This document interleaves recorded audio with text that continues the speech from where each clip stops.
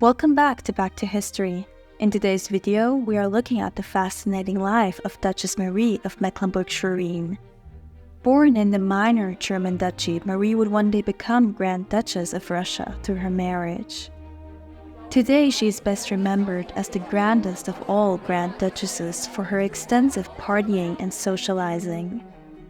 Having been the last Romanov to leave Russia after the revolution, Marie would die quite early at the age of 66 in her French villa.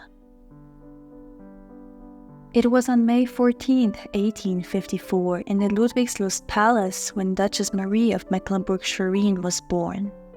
Her full name was Marie Alexandrine Elizabeth Eleanor. The young Duchess was the daughter of the ruling Grand Duke of Mecklenburg-Schwerin, Frederick Francis II. Her mother was Princess Augusta Royce of Kösteritz. Marie's mother died when she was only 8 years old. The circumstances of her death are not quite clear. Some state that Princess Augusta died of bronchial problems, while others say she died of fever. Duchess Marie was a great-niece of the later German Emperor Wilhelm I.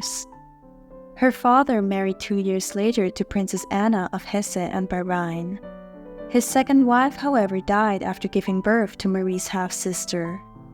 Her father would remarry for a third time in 1868, this time to Princess Marie of Schwarzburg-Rudolstadt. Marie's new stepmother was only 4 years older than her and would give birth to 4 more siblings. Marie was known as a great beauty and for her sense of style. Her future husband would admire her wonderfully expressive eyes. Others observed how good-looking Marie was, that she was solid, well-formed, and that she had finely rounded shoulders. Author Eleanor Glynn would later write that Marie was a most stately, magnificent-looking princess. Marie was interested in literature. Eleanor Glynn would later write a piece of fiction called His Hour, which is dedicated to Marie. Marie was initially engaged to George Albert, the Prince of Schwarzburg-Rudolstadt. However, after meeting Grand Duke Vladimir Alexandrovich, she broke off the engagement. Grand Duke Vladimir was the son of Russian Tsar Alexander II.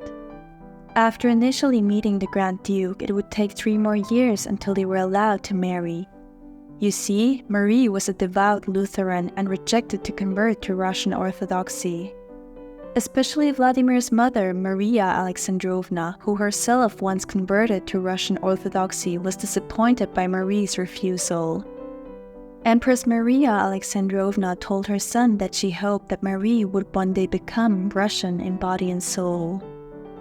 When Alexander II finally allowed his son to marry the German Duchess, the wedding took place on August 28, 1874, at the Winter Palace in St. Petersburg.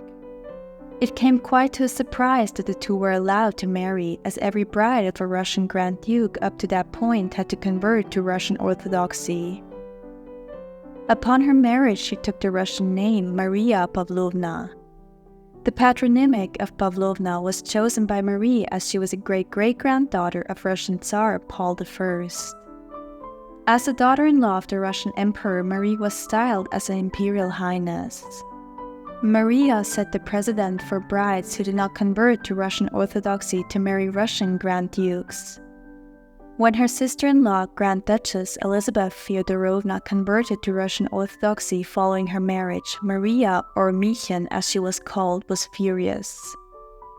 In 1908, almost 35 years after her marriage, and to the surprise of everyone around her, Maria converted. Almost exactly a year after their marriage, Maria gave birth to their first child, Grand Duke Alexander.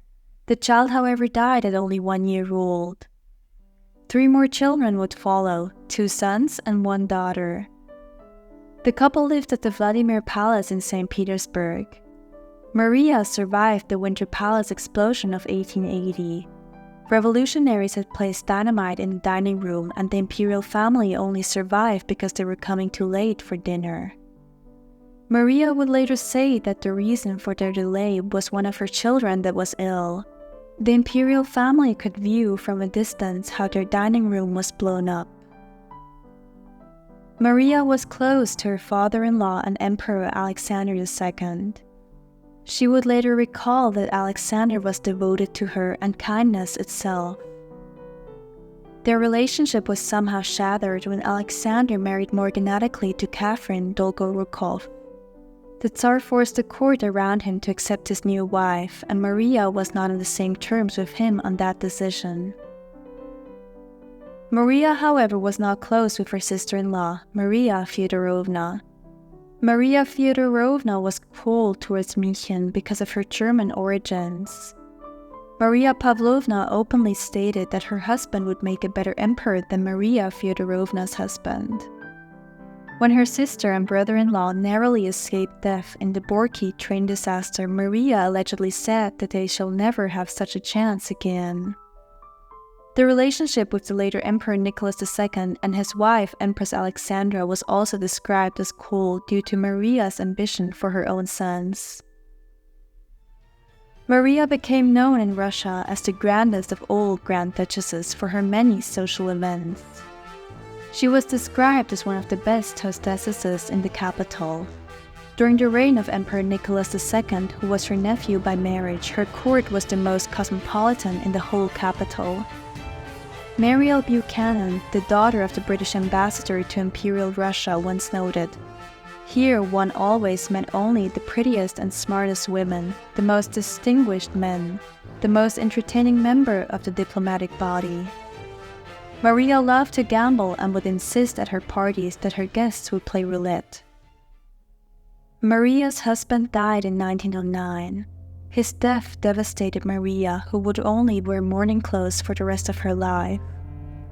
Maria was troubled by the outbreak of the First World War. She was born a German and therefore had a personal conflict to the war. However, she decided that she was now Russian. Later she would say, "Neither in my heart nor in my mind have I found anything which is not utterly devoted to my Russian fatherland. It is my 40 years' residence in Russia. All the happiness I have known here, all the dreams that have come to me, all the affection and kindness I have received, which has given me a wholly Russian soul."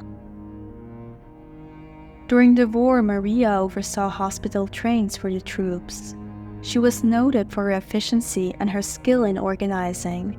She developed a charity to give complete outfits and money to disabled Russian soldiers. She ran the charity with state money and her personal wealth.